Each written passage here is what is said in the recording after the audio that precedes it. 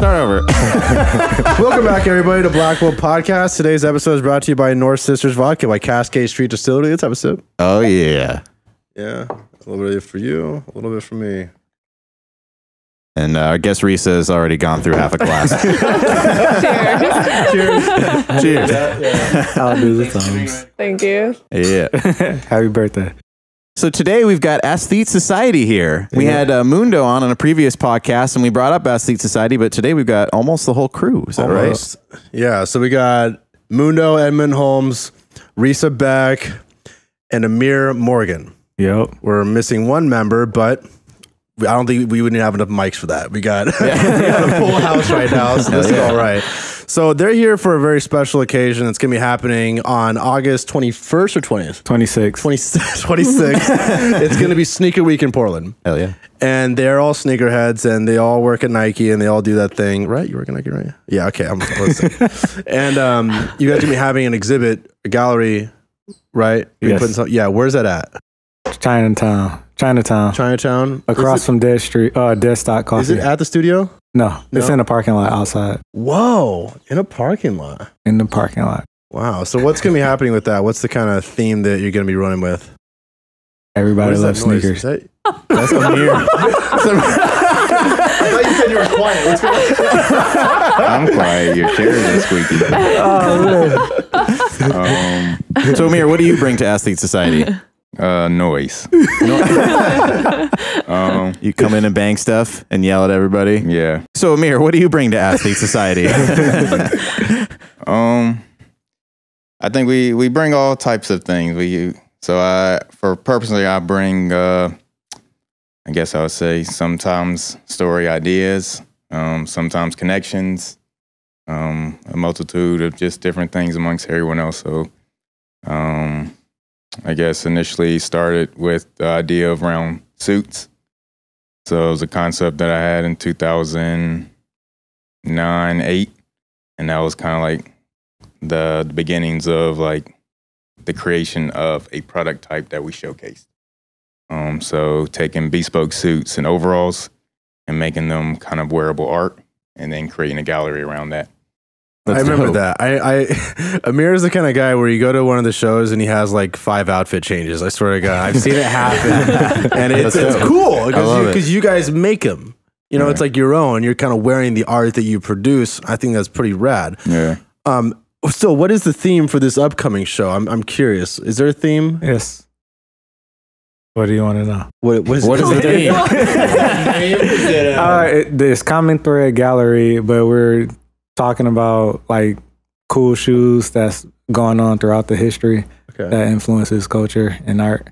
The main thing is to show like sneaker culture and like how people interpret art, sneakers through art. My bad. Well, the working name right now is 6 icons for now. So we just identified 6 icons that have happened or are still large in Nike's history and kind of changed like the climate, I guess, of, you know, sneakerheads. Before sneakerheads really existed, like what really got people excited, iconic footwear that kind of helped change and like move culture.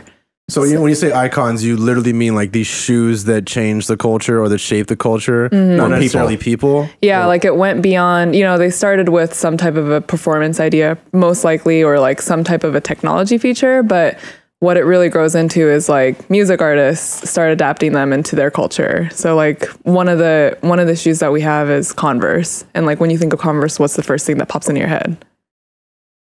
Like what kind of a person wears Converse? I think of like an old school, maybe, well, it might be skateboarder, but almost an old school basketball player. It's one or the other.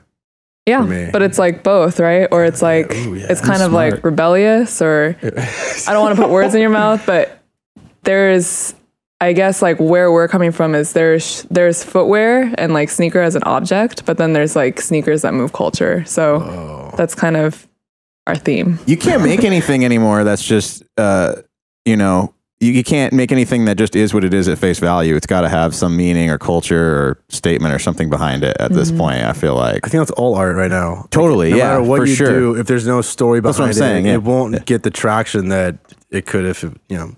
Well, people just won't buy into it, you know? They don't connect to it. Yeah, exactly. Right? And you guys have had exhibits in the past where, or shows where you even had like live performance. And I remember the dancers that came in, they had like paint on their feet and they were doing designs like that. And it's just like so much work goes into the stuff, the experiences that you produce. So I really favor what you guys do. I think it's a really cool group that you guys got. You're very kind. You're also my friends. Not discounting that anyway, but you guys have a pretty cool group too. I like what you've got going on. So what kind of like gets you guys going in terms of when you start up an idea, you start up an exhibit or just like a show in general, where do you get your inspiration from? Like where does that spark come from? And more comes from just similar to what Reese was talking about, like culturally relevant things. So you look at the first show was around taking two workmen's wear outfits. So you have a suit that a man goes to work in. You have a jumpsuit or overall that another man goes to work in. And then common bringing those things together. So really, how do you bring these connections, these common threads, these aspects of one thing looks completely different than another, and how do you bring these things together to tell a story? So first show being Amalgamated Allure, which was combined beauty. So you're combining beauty between two different classic silhouettes. Aesthete, the word aesthete actually means a person who has or affects to have a special appreciation for art and beauty. So that's everyone. So it's not a made up word. People are like, oh, it's aesthetics athlete. No, it's an actual word that deals with art and beauty. And that's kind of where we kind of come back to. And I think where we were second show where we had arabesque, it was looking at the details of something from calligraphy, details from like Islamic art. But how could you tell this visual story through different lenses? So arabesque is a position in ballet. So the ballerina was due to that position. And then we wanted to create art. Arabesque is also ideal in music. And then so all these threads of where arabesque comes into life, we showed through that experience. Common thread when we did Sneaker Week was the idea of sneakers and how they relate into other industries. So the same material that you're using in a sneaker, you're saying you're using in bikes, you're using home supplies, you're using in couches. So those are the things I think we always go, what are those things that are, one, that people might not know about, might have an understanding, but how can we bring that into a different viewpoint where we open these knowledge gaps and fill them? That's awesome. Thoughtful. Love it. I think that's what you were working on last time. The ballerina one was, I think, what you were working on last time you came on. Is that right? Yep. Yeah. It's awesome. Because I remember you bringing that up. But yeah, that's badass. Yeah, Muno was you were doing a lot there for a minute. Yeah. I remember. I fall guilty of that. Yeah, I know, right? Pull that back a little bit. Yeah. Yeah, just relax. That's what I did. I was doing the same thing at first. So I was like all stiff and I was like, wait, I look weird. I'm following all of your rules. I just want to put that out there. Hell yeah. Mike is staying right next to Mike. Best guest so far. We should have guest awards. Give prizes. Have contests. We're like, if you're a shitty guest, you don't get a prize. Make everyone come back while we announce the winners. The prizes. The Black Dahlia Murder Hot Dog Eating Contest. Oh, dude, yeah, hot dog eating contest. Would you guys be down for a hot dog eating contest? Oh, no. No.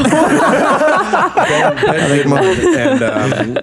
we already talk about this? I don't think we did on the podcast. Yeah, no. Ben entered in a hot dog eating contest at a live concert once, and Nick was there. It was for a death metal band, and so they were on stage eating the hot dogs, and it was for a very short song. Yep. And at the very end, they're like, "Oh, who won?" Then no one kept count of the hot dogs, and then one guy in the audience was like, "He won," and points at a random guy. And they're like, "Oh, finish the story." All right. So yeah, no. Yeah, legit. That's exactly what happened. Some random someone in the crowd goes, "Who won?" when everything's silent, and then after a few seconds, some other random guy just goes, "That guy," and everyone cheers immediately for him. And then they're like, "What do you want? Do you want $75 worth of merch or the mystery box?" Oh God! Either one. You can all see where this is going. He picks the mystery box, which is a box full of hot dogs, and then they just dump the hot dogs on his head, and then continue to play. Yeah, it's ridiculous. Yeah, but I low key think that's like the most metal thing they could have done. Yeah, you know what I mean? No, it's badass. They just trolled everyone. Yeah. How did you guys come together as a group? How do we come together? Yeah, realize you want to work with each other.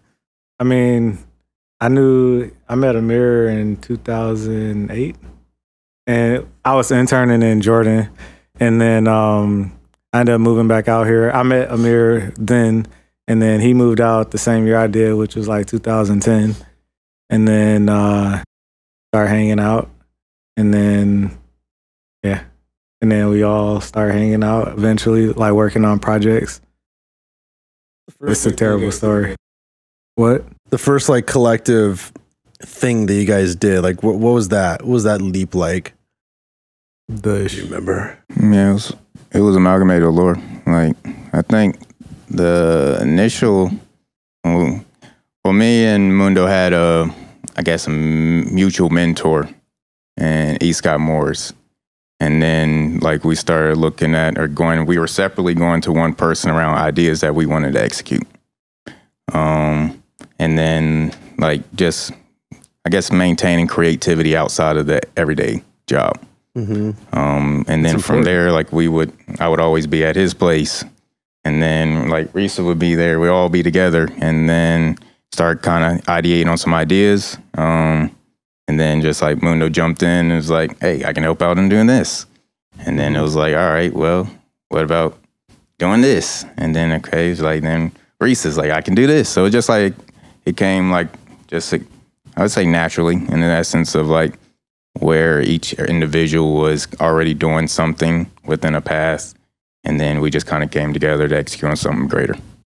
Do you think it affects your work at Nike if you don't take the time to do the artwork that like is more passion driven? Like, because I find that like I work worse if I don't have a creative outlet outside of like my daily job. You know what I mean? Like, how does that affect you? Like food. It's like yeah. food. Yeah. I would say the same thing. Like, I feel like you have to feed your soul. Like, yeah.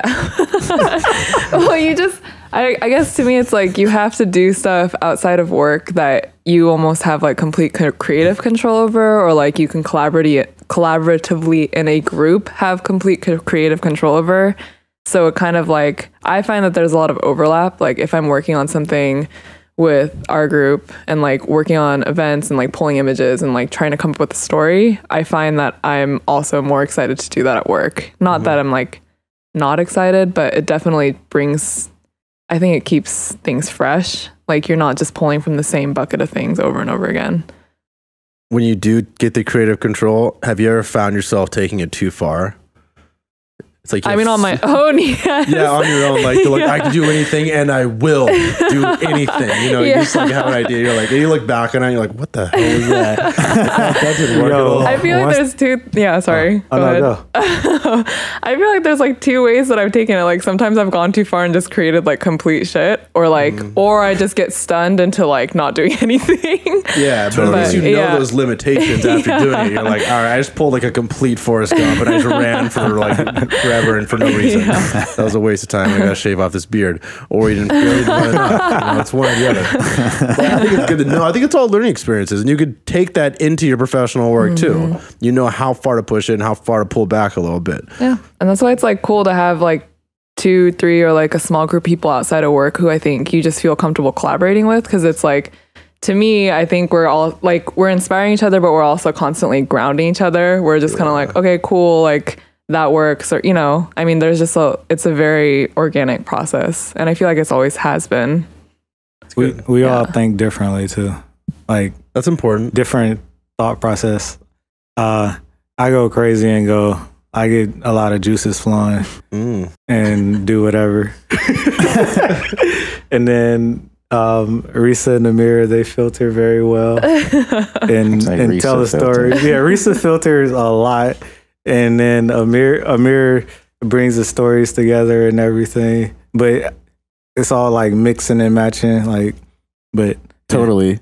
We talk about that all the time, about the filtering and shit. Because like every group, or like even just duo, like has someone who's come up with crazy ideas and someone who's filtering them out. Of course, when it's me and Alex, we're both coming up with crazy ideas all the time and both telling each other that they're too extreme. but they're different crazy ideas. They're different. Yeah, we have different meaning of crazy, and then tell the other one that no, that's too far. But if we have the baby's head explode, that's perfect.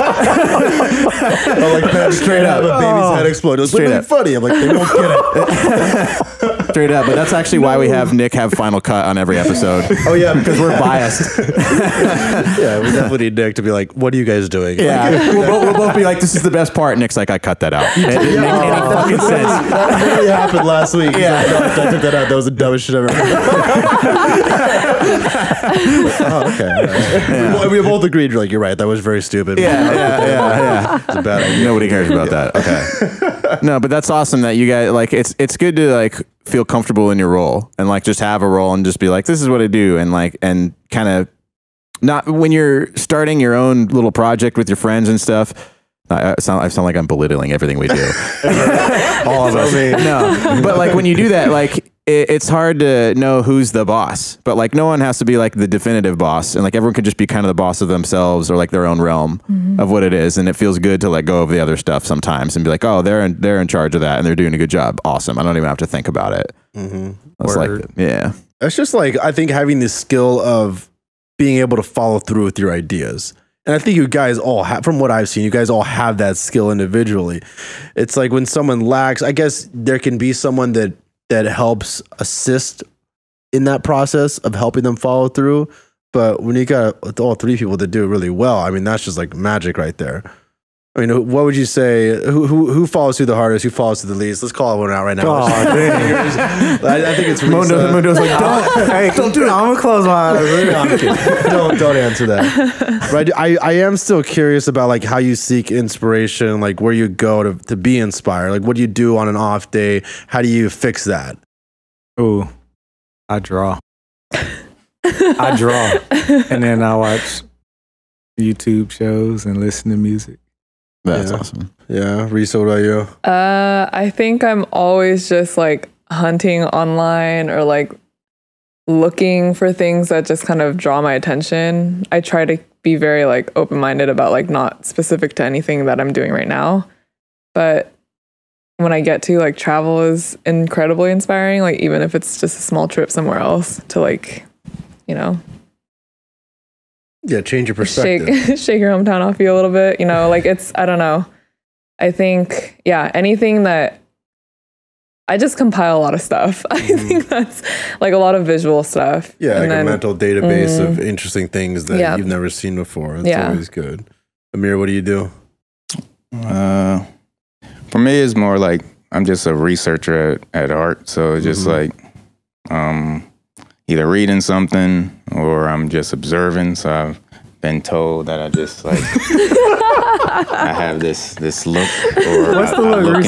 I look into people's hearts, souls. Whoa! What like that? That's it. Like binoculars on. Oh man. Like you might not be aware he's in the room for a little while, but when you turn around, you know he's seen everything. He's seen everything, and he's recording everything up there. And you're just like kind of guy when he walks, you don't hear him walk. Like he almost like he floats, you know, he's constantly floating, like gravitating around.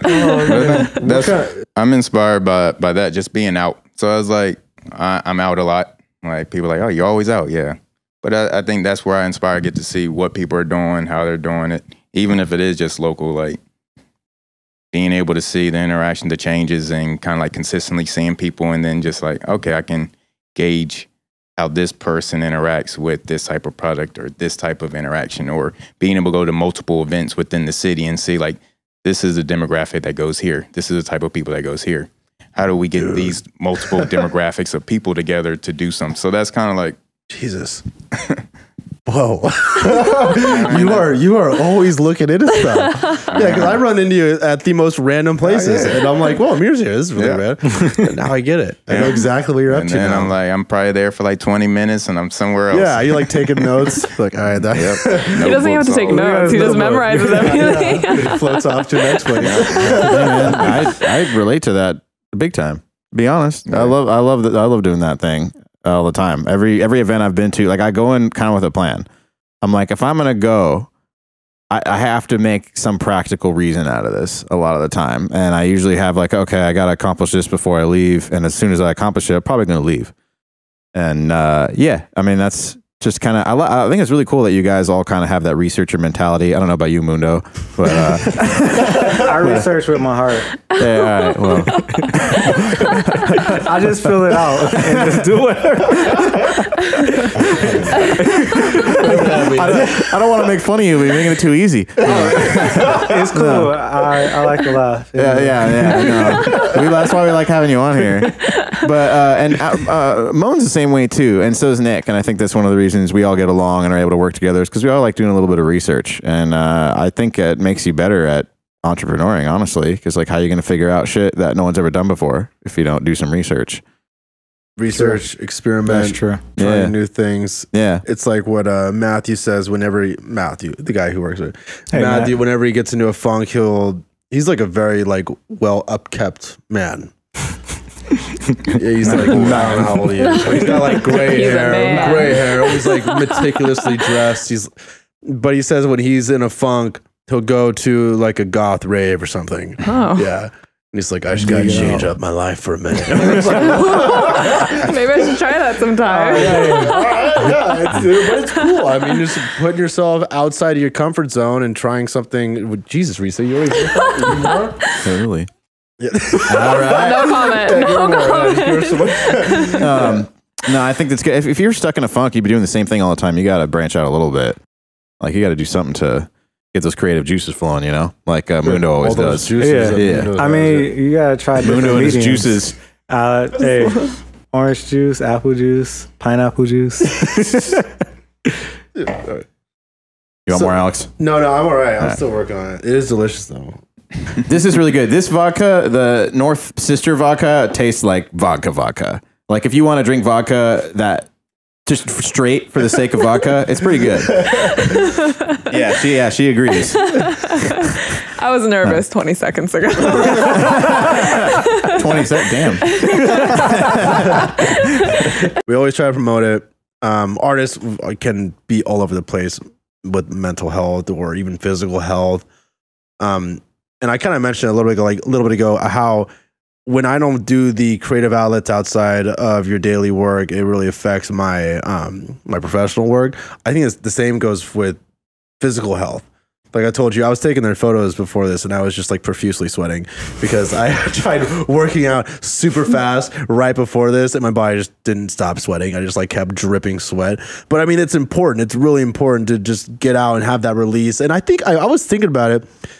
I think working out is literally me counting to 10 or 12 like 30 times in a row. And that's all it is. Like that's how my mental recharge happens. Like I just count to 10 or 12, whatever, a bunch of times. And then I'm like, all right, all I did was count to 10 a bunch and I'm good now. Well, it's because you sorry, go ahead. Yeah, that's it. Oh yeah. Because you're doing something mundane instead of like having to come up with a completely fresh idea. You're not like birthing an idea in your brain. That's so intensive and so like heavy on your mind, and just going like 1, 2, 3, like lets your mind work, but in a way that's just kind of clearing it out, you know, because you're just doing mundane shit that you can do in your sleep. But like much. Meditation in general is meditating. You focus on like breathing. Yeah, exactly. And you're doing this, you have to focus on breathing to lift. So I feel like for a lot of people, working out can be like kind of a form of meditation. I'm sure for you, it sort of is. So yeah. So I guess, do you guys do anything like that too? Mm-hmm. I mean, what was that? How does that affect you personally? Feel good. Yeah. Confident.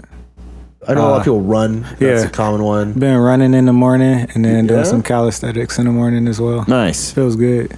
Do you get on like a bar and kind of like? I did a little bit.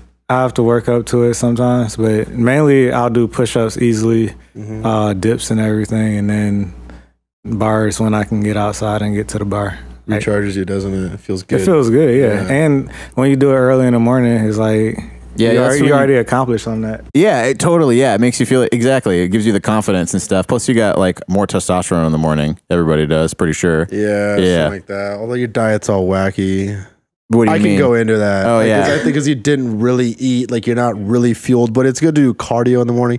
I can go on about this. For sure. But We should sometime. We should sometime. We won't do should. it on the art podcast. Yeah, not this one. The body is art. That's true. It's a painting. It's true. What do you That's guys true. anything?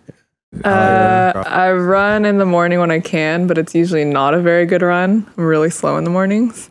Yeah. So I started trying to do that. And then I've started to work in gym during lunch. So like I feel like that that's just good. works for me because I tend to stay up late at night, but I tend not to want to take up that time working out. Gotcha. But I feel the opposite. I don't think it's meditative. I feel like I'm just trying to survive and not die on the treadmill. So it's just like, yeah, it's like like during the gym time. Oh, literally. Yeah, because there's like, I go to like a class and they're like yelling at you what to do. And then I just feel like I'm trying not to die. So then it's like an hour of survival. Those classes, You know? though, I mean, Yeah, they're intense. do you think that they're intense because, well, they're trying to really remove their audience from their normal life? What do you mean? Like with the music. Like it's almost like the next level of I just think meditation there's where a it's like market such a for it. distraction. And Yeah. it's like Yeah. someone screamed at you, you just forget about like Yeah. every bad thing that's happening in your life. I don't know. It's just an because idea. the bad thing's happening right then. Yeah, like it's so much worse right now that he just let everything slide. Like, oh, you're right, that wasn't that bad. That could It's like, be oh, I it. suddenly can't wait for this meeting at 1:30. Well, maybe it's not bothering you as much anymore. I think it's part of it is just, people want to feel like they're getting what they paid for or whatever. Like if they push you really, really hard, you're like, all right, I mean, I'm probably slightly more in shape than I was before I started. Right. Where as opposed to doing something that's like kind of mediocre. Because like when you plateau and you're just not working out hard enough, like I think like plateauing only happens because for some reason you just can't push yourself as hard as you need to. You know what I mean? Maybe. I don't know. I mean, do you have any thoughts on that? Physically? Alex, like, I've never plateaued. I don't know what that is. Yeah, physically. I think you're right. I think you get into like a same slump and you're not literally like the best thing you do is change up how you work. Yeah, out, and it's easier if someone's screaming at you, someone you're not used to, and they're like, okay, start at a 7. They're like, now go to 10, and like stay at 10 for like 15 minutes. You're like, I would never gone to 10 if I knew I was going to stay at 10. How often do you think people need new screamers? I don't know, man. We don't even call them trainers. We just call them screamers. Oh, I'm a personal screamer. Amir, what do you do? What's your meditative? Just getting back into working out. I used to work out a lot, and then it doesn't have to be working out. I mean, just because we work out or like I work out. Well, no. Like I mean, personally, like I'm just. So we're talking about like the balance of life, work, outside, the mental health treatments that you do for yourself. I would say right now, like 2 years ago, I changed jobs. It was a lot, just kind of like learning curve, and then stuff doing outside of work. So it was just like things gave, and what gave was the workout, and I say also the aspect of just kind of the balance. So I feel like now I'm trying to get back into that. So trying to get back into working out, because that was something where you had the balance of one, removing from like day to day of what's happening. So meditation, that's what it is. Prayer, that's what it is. You remove from the daily kind of like worries and things that's weighing on you. So it's your release. But I'm up late.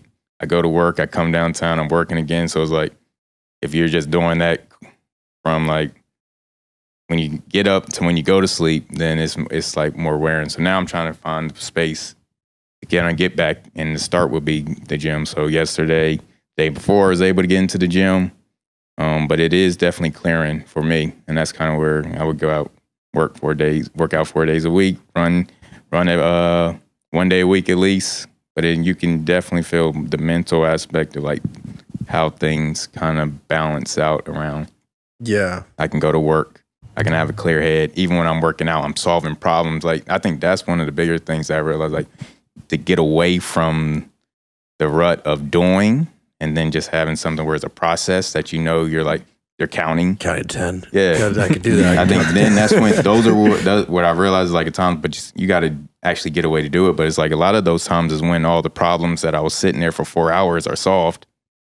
Because it's just like I got away, and you see someone else, you see something, you're like, oh, that's the thing I'm looking for sitting there in the 4 hours. So I think for me it used to be like more prayer, working out. Those are the things that kind of helped me kind of just like keep the balance. But to be honest, I'm trying to get back there. Yeah, and you did kind of mention how things do give, and I see a lot, like, from, at least for me, like socially, you know, like my friends would be like, oh, you never come out, or like my family's like, oh, we want to see you, and I'm like, and a girlfriend's always pissed off because you don't give them time. I mean, that's like the easiest indicator that you're probably not doing everything right, or you're probably going a little too hard with work, which is a weird so true. No, I totally agree. It's the same. I never know until everyone's like, hey man, you look miserable, or you know, like why are you working like 16 hours every single day, 7 days a week? I'm like, oh yeah, that's bad for me. I remember when you said it. I remember when you brought it up to me. I was like, oh no, Alex is saying this to me. That's bad. Alex has never said this to me once. Alex is more looking at me like, damn, he works a lot. I gotta work harder. Usually. And then finally one day he was like, bro, you gotta chill the fuck out. And I was like, holy shit. That was like one of the most intense moments I've had of realization that I need to slow down, was when he said that. Yeah. Did you slow down? I did. No, I did. That honestly brought it to, because like other people had said that to me and I was like, whatever. But then when Alex said it, I was like, oh fuck, okay. And I slowed the fuck down for a little bit.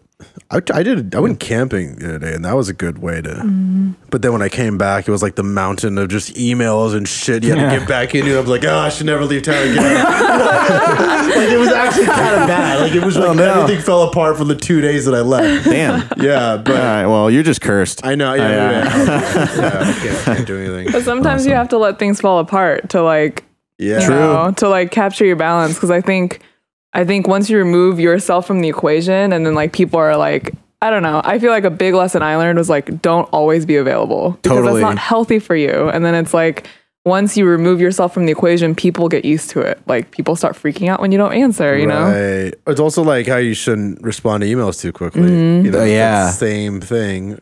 I wonder if you'll go as far as respond at all. like write it really quick, but then schedule it for like the next day. I do that sometimes. I've done that. I've done that. Wow, I've never done that. But not like the next day, but like a few hours. Or now in the new Outlook, you can schedule later for it to be sent. Yeah, so you can write an email and send it out at a later time. I got the new Outlook. Did they do it with Gmail? Does Gmail have that? If they don't, they probably will soon. Look it up. Yeah.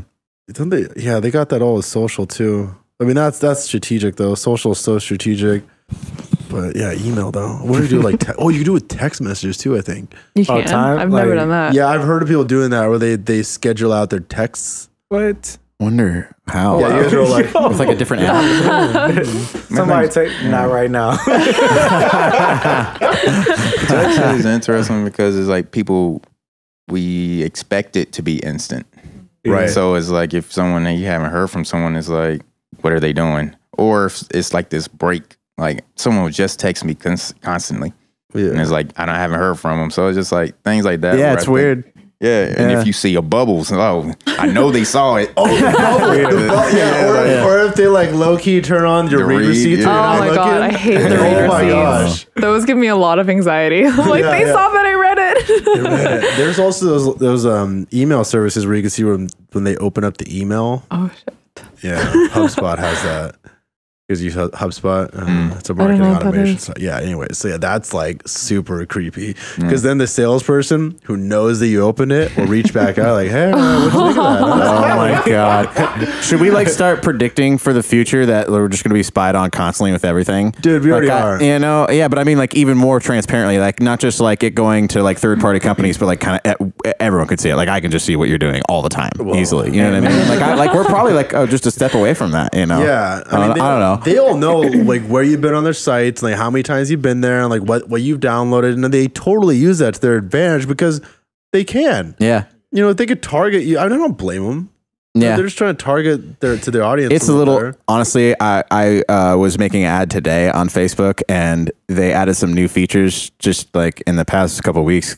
Because I hadn't seen them yet, that were so invasive, it was creeping me out a little bit. Like how the audiences you can target and stuff, and the way. Like you can kind of like copy a person's profile and be like, hey, see this person? Give me every person just like this person. Ooh, and it'll search for people just that match them in like any way. Nasty. And then it'll send your ad out to those people. And there's all kinds of crazy shit. This is on Facebook? On Facebook. Yeah. And literally anybody can do this. You just just start creating ads on it. If you manage any page, create a page, make ad. Yeah, you don't have to. That's nasty. Yeah, yeah. Mudo's getting some ideas over here. No, I'm saying that's wrong. It is, but Yeah, no, that stuff's dark. Yeah, it's like I don't. I mean, I could see myself maybe using it if I felt ethical about it, you know. Which I think there's possibly ethical ways to do that, but I don't know. Like certainly nothing comes to mind yet.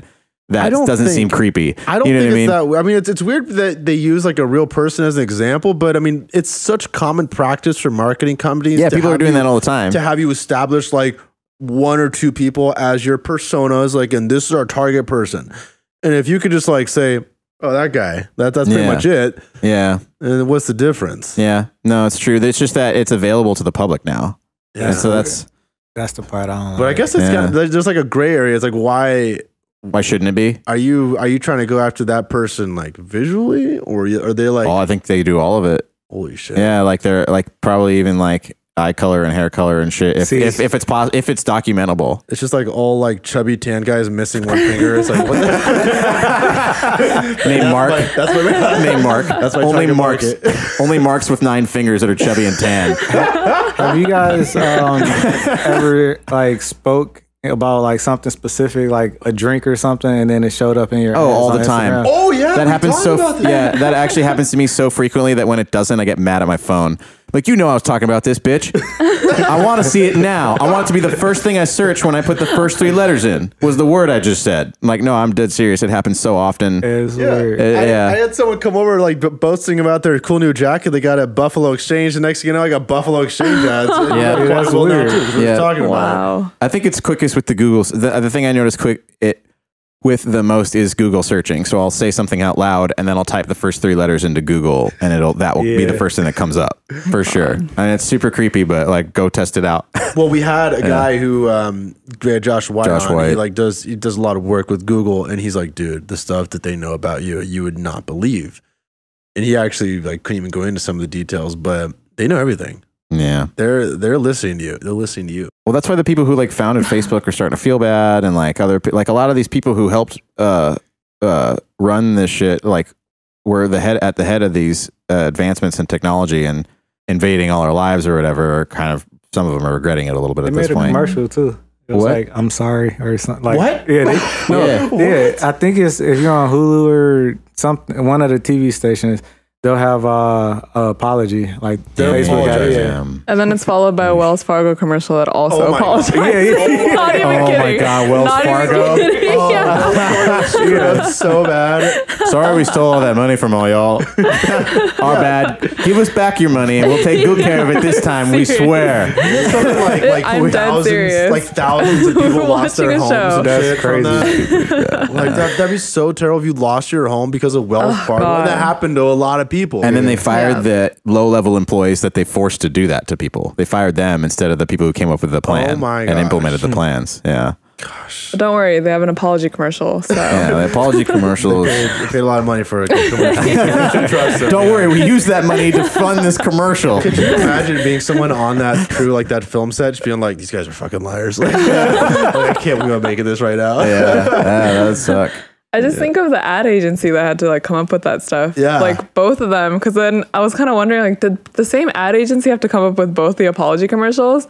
Cause I'm not kidding you. They follow each other a lot. Like Yeah, it's like that's the like- Facebook one and the Wells Fargo Totally one. could That's like be. representing OJ or something. You know, you're like, this might be a little tough, but I think we can pull it off. Let's just do it at the same time. Anyway, so yeah, what's the day of the show again?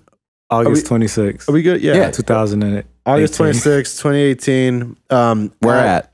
Chinatown. Chinatown. 417 Northwest Cooch Street, Hell yeah. Observe that Live. address. 259. Yeah. I wrote that. I thought you literally Across- just decided that from memory. I'm like, damn, dude. Across He's from not Dead done. Stock Coffee. Wait, across from what? What coffee? Dead Stock Coffee. Okay. And Sneaker Week, does that start that day, or is that like the closing starts that day? So if you're around Portland that week, there's some cool stuff going on. There's always cool stuff going on. So I encourage everyone to like go be a part of the scene. If you're not part of it, that could be your creative outlet or your creative inspiration for the week. I'll be there. Be the end of summer. Good way to close out.